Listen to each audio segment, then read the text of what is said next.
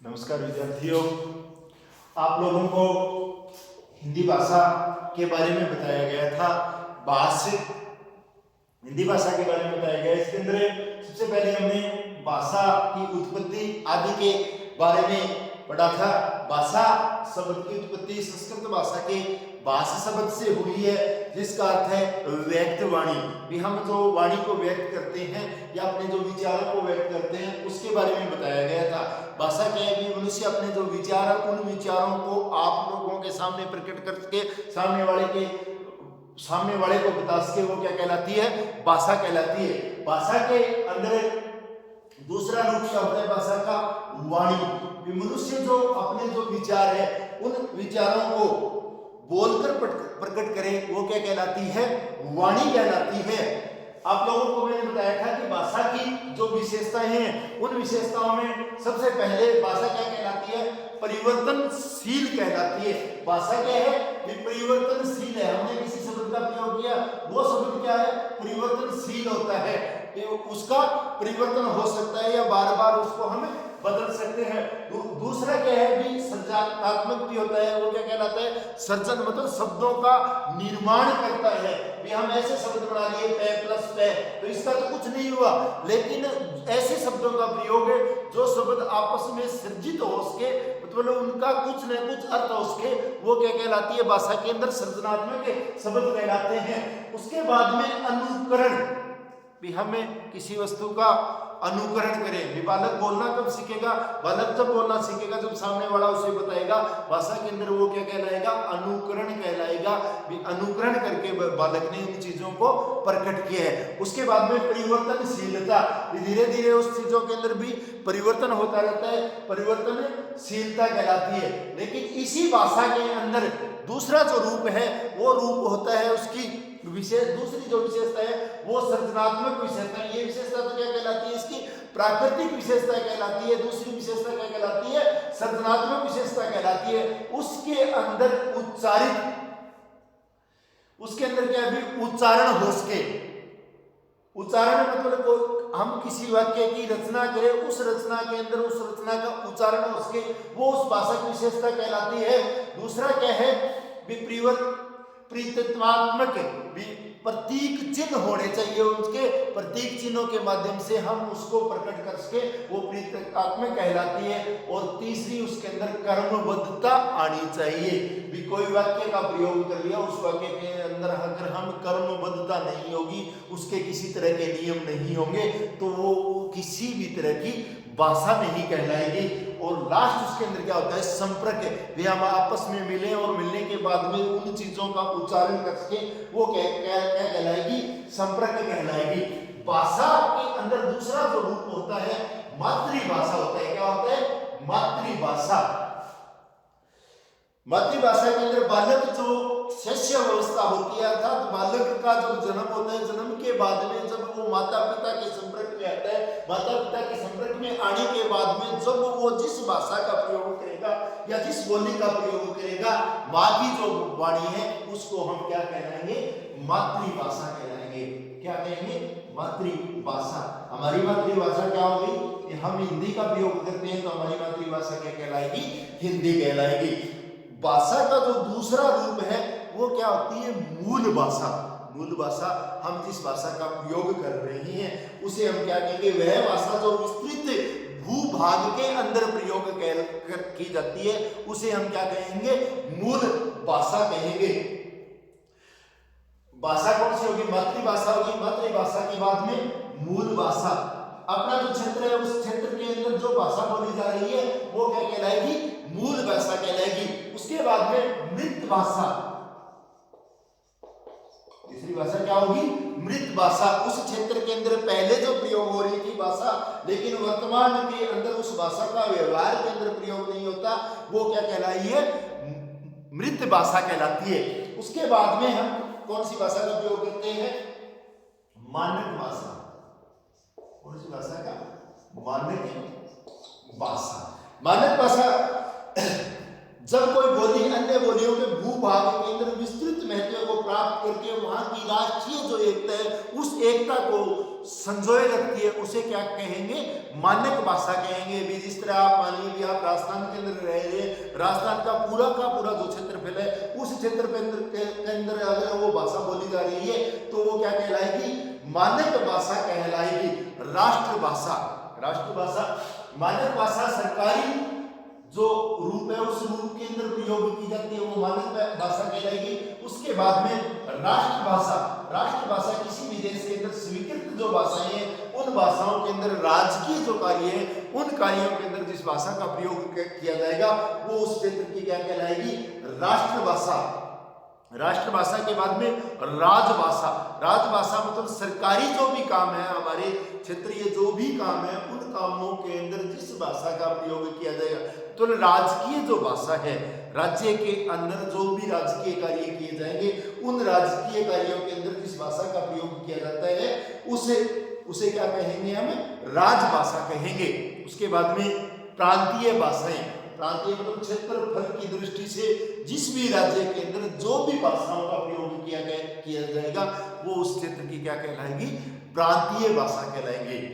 आप राजस्थान के अंदर रह रहे हैं, राजस्थान के अंदर हिंदी का भी प्रयोग हो रहा है और अपने जो पड़ोसी राज्य है, मान लीजिए पंजाब है, तो पंजाब के अंदर जो प्रांतीय भाषाएं हैं वो कौन सी भाषा बोली जाएगी, पंजाबी भाषा बोली जाती है। इसलिए वहां की जो प्रांतीय भाषा है वो क्या कहलाएगी, पंजाबी भाषा कहलाएगी।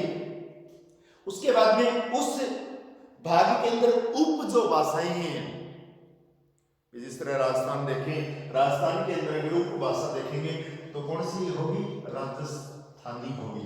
राजस्थानी के बाद में अगर आप अपने पड़ोस में देखेंगे गुजराती है तो मतलब वहां की जो भाषा क्या कहलाएगी, गुजराती भाषा कहलाएगी।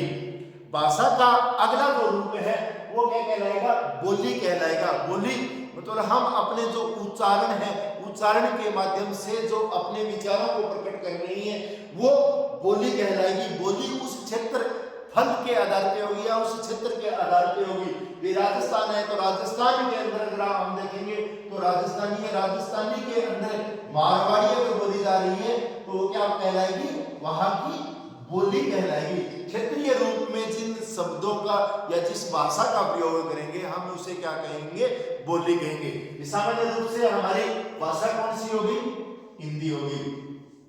हिंदी के बाद में अगर हमें मानक रूप से देखें, राजकीय कार्य के अंदर अगर हम देखें तो हमारी अंग्रेजी और हिंदी भाषा का प्रयोग होगा। लेकिन क्षेत्रीय जो भाषा है उस क्षेत्रीय भाषा के रूप में देखेंगे तो हमें क्या कहेंगे, राजस्थानी होगी हमारी, या गुजरात का जो क्षेत्र है वहां के पड़ोस में गुजराती भाषा का प्रयोग करें।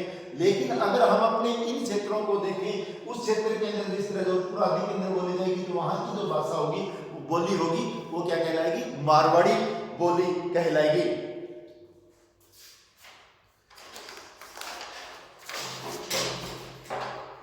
उसके बाद में राजभाषा,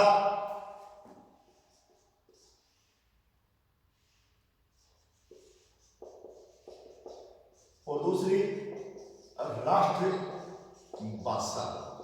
सामान्य रूप से अगर हम देखें तो राजभाषा और राष्ट्रभाषा, इन भाषाओं के अंदर व्यवहार में अंतर क्या होगा, राजभाषा का व्यवहार औपचारिक होगा। राजभाषा का व्यवहार क्या होगा, हम औपचारिक रूप से प्रयोग करेंगे, लेकिन राष्ट्रभाषा का प्रयोग हम स्वतंत्र रूप से कर सकते हैं। उसके बाद में राजभाषा निश्चित प्रयोजन विशेष के लिए शब्दावली होती है, लेकिन राष्ट्रभाषा के अंदर भी हम परिवर्तन भी करते रहते हैं, हमारे जो विचार उन विचारों को भी परिवर्तन करते रहते हैं, तो वो क्या कहलाएगी, राष्ट्रभाषा कहलाएगी। राजभाषा का प्रयोग सरकारी कार्यों के अंदर होगा और राष्ट्रभाषा का प्रयोग देश की अधिकांश जनता करती है। राजभाषा ये अपनी अंग्रेजी होगी, मान लो राष्ट्रभाषा, तो अंग्रेजी का प्रयोग सरकारी जो कार्य है उसके अंदर हो गया, और राष्ट्रभाषा हिंदी हो गई, तो जो अधिकांश क्षेत्र है उस क्षेत्र के अंदर बोली जाएगी। मौखिक भाषा, अगर आप अब देखेंगे राजभाषा और राष्ट्रभाषा, तो इसके अंदर अंतर क्या हुआ, सरकारी जो प्रयोग है उन प्रयोगों के अंदर जिस भाषा का प्रयोग किया जा रहा है वो क्या कहलाएगी, राजभाषा कहलाएगी। वो औपचारिक रूप से हम उसका प्रयोग करते हैं, लेकिन राष्ट्रभाषा है उसका प्रयोग हम स्वतंत्र रूप से करते हैं।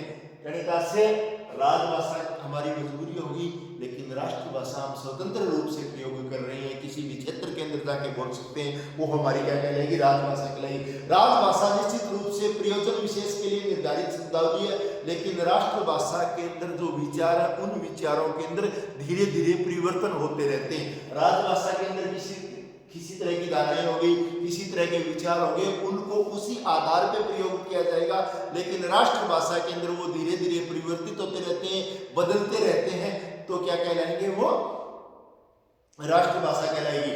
और लास्ट में क्या है, राजभाषा का प्रयोग सरकारी रूप में किया जाता है, सरकारी जो कार्यालय होते हैं उसके अंदर किया जाएगा, लेकिन राष्ट्रभाषा का प्रयोग हम पूरी की पूरी जो जनता है या उस देश की जो संपूर्ण जो जनसंख्या है, उस जनसंख्या के अंदर स्वतंत्र रूप से किया जाता है। मौलिक भाषा, उसके बाद में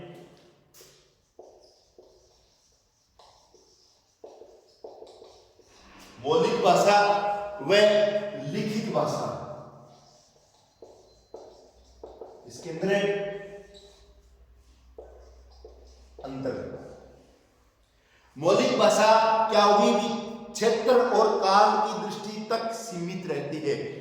मौखिक भाषा क्या होगी, उस क्षेत्र के अंदर या उस काल के अंदर भी कुछ समय के लिए या किस क्षेत्र के अंदर प्रयोग किया गया है, वो क्या कहलाएगी, उस क्षेत्र की मौखिक भाषा कहलाएगी। लेकिन लिखित भाषा क्षेत्र और काल की दृष्टि से विशेष होती है। मैंने आपको कोई शब्द बोल दिया मौखिक रूप से, मौखिक रूप से आपको कोई भी शब्द बोल दिया, उस शब्द को कुछ समय के लिए मैंने आपको कह दिया राम, तो कुछ समय के लिए आपके सामने वो शब्द बोला और उस क्षेत्र के अंदर बोला, तो हो सकता हूँ भी मैं 10 मिनट के बाद में वो शब्द मानूं या नहीं मानूं, लेकिन इसी शब्द को मैं लिखित में दे दूं, तो यहाँ मैंने राम लिखा है तो आप क्या मानोगे, राम ही माना जाएगा। अगर मैंने यहाँ पे लक्ष्मण लिखा है और मैं ये कह दूं कि लक्ष्मण और राम भाई है, तो लिखित रूप से हो गया, तो आप मानेंगे भी ये भाई है। और यहाँ पे मैं ये कह दूं कि राम और रावण दोनों भाई है, तो मैंने क्या कहा है आपको, मौखिक रूप से कहा है, तो मौखिक रूप में कुछ समय के लिए हो गया, और ये क्या हो गया, लिखित हो गया। तो लिखित का मतलब भी उस भाषा को हमने लिख दिया, तो आधार पे इसमें अंतर क्या हुआ, मौखिक भाषा कुछ समय के लिए हुई, मैं हो सकता हूँ भी आपको वो बातें भी बाद में मानूं या नहीं मानूं, या उस क्षेत्र के अंदर मैंने कही है, लेकिन लिखित जो भाषा होगी वो लंबे समय तक या क्षेत्र के आधार पे नहीं होती है। मौखिक भाषा प्रादेशिक बोलियों का प्रभाव अधिक होता है। भी हम जिस क्षेत्र के अंदर गए हुए हैं, भी सामने वाला आपके सामने राजस्थानी भाषा का प्रयोग कर रहे हैं, आप उसके साथ राजस्थानी भाषा का प्रयोग करेंगे, वो वहाँ की क्या होगी, आपके सामने मौखिक भाषा होगी। लेकिन उसी भाषा को अगर आप प्रादेशिक बोलने का प्रभाव नहीं होगा। यही बात में मुझे लिखनी हो तो क्षेत्रीय जो भाषाएं हैं उस भाषा का हम प्रयोग नहीं कर सकते। भी आपके साथ बातें करने के लिए मैं हो सकता हूं मैं उस क्षेत्र की भाषा का प्रयोग करूं, लेकिन यही बातें अगर मुझे लिखनी पड़े तो मैं लिखित रूप से होऊंगा, तो क्षेत्रीय जो भाषा है उस भाषा का उसके अंदर किसी तरह का कोई भी प्रभाव नहीं पड़ेगा। उसके बाद में मौखिक जो भाषा है उस भाषा का प्राकृतिक स्वरूप उस क्षेत्र की जो प्रकृति है उस प्रकृति का उस पे जरूर प्रभाव पड़ेगा। लेकिन अगर उसी बात को हम लिख रहे हैं ठंडे क्षेत्र के अंदर अगर हम लिख रहे हैं तो भी उसका वहां कोई प्रभाव नहीं पड़ेगा, अगर हम गर्म क्षेत्र के अंदर लिख रहे हैं तो भी नहीं होगा। उसका स्वरूप क्या होगा, केवल कृत्रिम होगा, प्रकृति का उस पर किसी तरह का कोई प्रभाव नहीं होगा। सुनकर अर्थ ग्रहण करना, बोलकर अभिव्यक्त करना होता है।